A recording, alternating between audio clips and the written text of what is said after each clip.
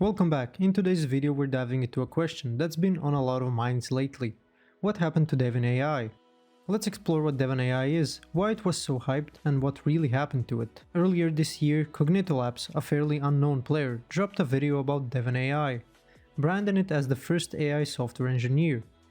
The video quickly went viral, racking up over 1 million views. The idea of Devin AI wasn't just intriguing, it was also pretty intimidating for a lot of people.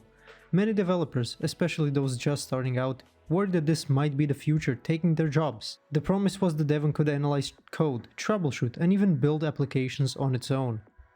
Some people even started saying this was the end of programming as we know it. But fast forward a few months, and that really doesn't quite match the initial hype.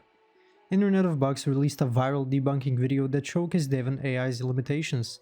They even found evidence suggesting that some of Devin's demo tasks weren't quite as real as they appeared. So what went wrong?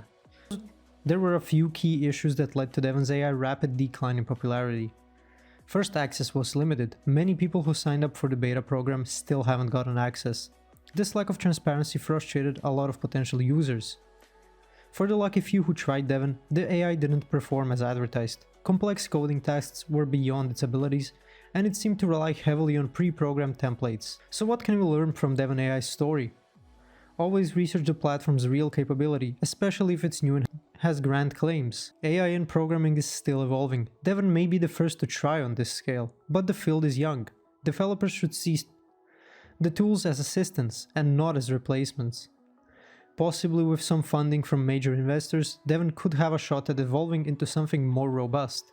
But as it stands, it may be a few iterations away from being the AI engineer it promised to be. Thanks for watching. If this video was helpful, please like and subscribe to our channel for more tips and tutorials. See you next time.